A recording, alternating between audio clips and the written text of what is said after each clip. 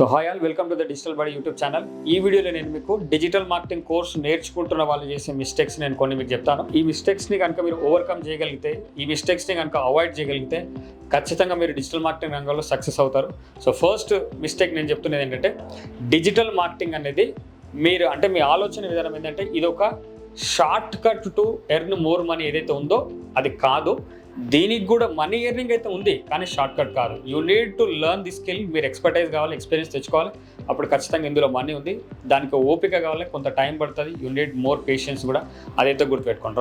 Wrong పర్సెప్షన్స్లో మీరు ఉండకండి. ఇందులో మనీ ఉంది, బట్ మీకు you need more patience and skills. అప్పటి వరకు మీరు మంచిగా ఓపికతో నేర్చుకోండి.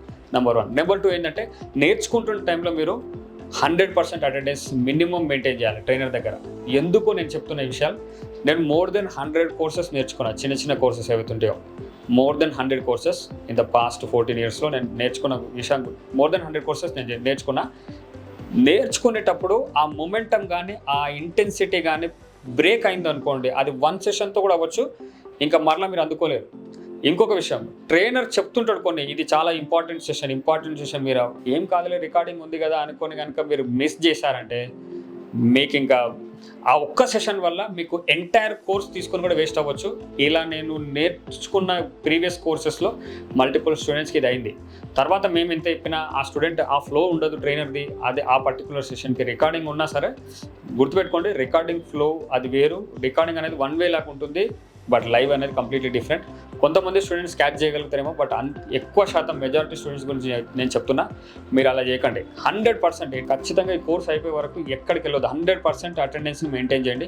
ఇన్ కేస్ ఒకవేళ ఇంకా ఒక మెడికల్ ఎమర్జెన్సీ ఏదైనా అయితే తప్ప మీరు ఒక అవాయిడ్ చేయండి. అటువంటి టైంలో ట్రైనర్ కూడా మీకు హెల్ప్ చేస్తారు. కానీ సిల్లీ రీజన్స్కి మీరు కనుక క్లాసెస్ని కనుక స్కిప్ చేశారంటే అది చాలా మీకు ఎఫెక్ట్ పడుతుంది. దాంతోపాటు ఏంటంటే, ట్రైనర్స్ ఇచ్చిన టాస్క్స్ అసైన్మెంట్స్ ఏవైతే ఉంటాయో అవి మీరు కంప్లీట్ చేయకపోవడం.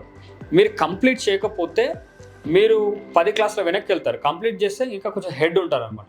కంప్లీట్ చేయకపోతే ఈ ఒక్క క్లాస్ అనుకోకండి, మొత్తం మీ డిసిప్లిన్, మీ రొటీన్ అంతా మీకు కొంచెం ఎఫెక్ట్ అయ్యే ఛాన్స్ ఉంటుంది.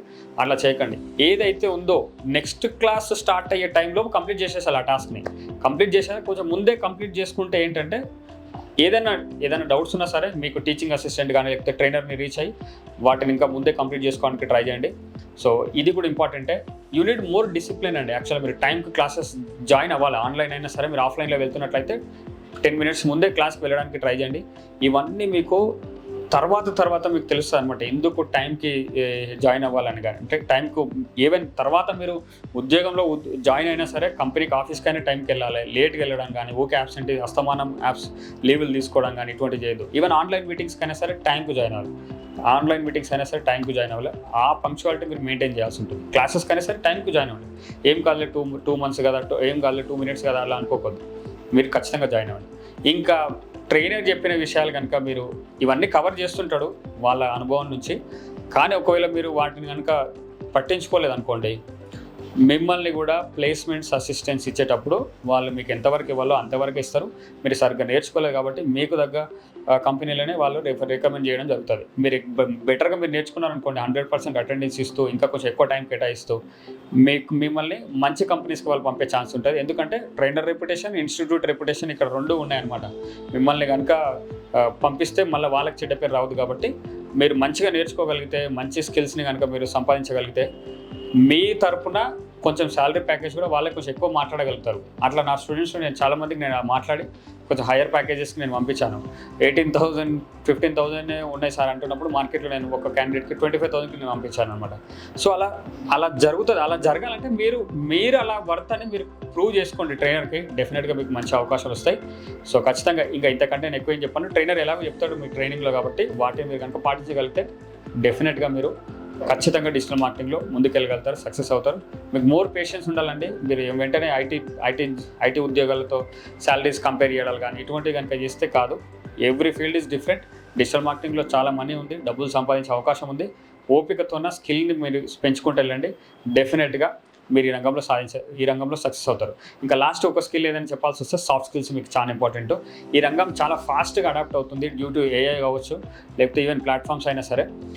కాబట్టి మీ ఈ సాఫ్ట్ స్కిల్స్లో అడాప్టబిలిటీ అనేది ఒక పార్ట్. బట్ అన్ని సాఫ్ట్ స్కిల్స్ కనుక మీరు నేర్చుకుంటే బెటరే. సో అడాప్టబిలిటీ అంటే కొత్తగా ఏది వస్తున్నా సరే మీరు అడాప్ట్ అయిపోవాలన్నమాట. లేదు తర్వాత నేర్చుకుందాంలే ఇదేం ఉండదులే అది కాకుండా మీరు సిచ్యువేషన్కి తగ్గట్టు అడాప్ట్ అవ్వగలిగితే ఇంకా మిమ్మల్ని ఏది అడ్డుకునేది ఉండదు. మీరు ఖచ్చితంగా గ్రో అవుతుంటారు. మీరు ఖచ్చితంగా కెరీర్లో కావచ్చు, మీరు ఒకవేళ మీ కెరీర్ మీరు స్టార్ట్ చేస్తున్న డిజిటల్ మార్కెటింగ్ కెరీర్స్లో మీరు ఖచ్చితంగా డెవలప్ అవ్వాలని కోరుకుంటాను. ఒకవేళ మీరు డిజిటల్ మార్కెటింగ్ కోర్స్ని ఆన్లైన్ ద్వారా నేర్చుకోవాలి అనుకుంటే, దట్టు ఇన్ తెలుగు ఆర్ ఇంగ్లీష్లో నేర్చుకోవాలనుకుంటే మీరు డిజిటల్ బడిలో జాయిన్ అవ్వచ్చు. Thank you so much for watching this video.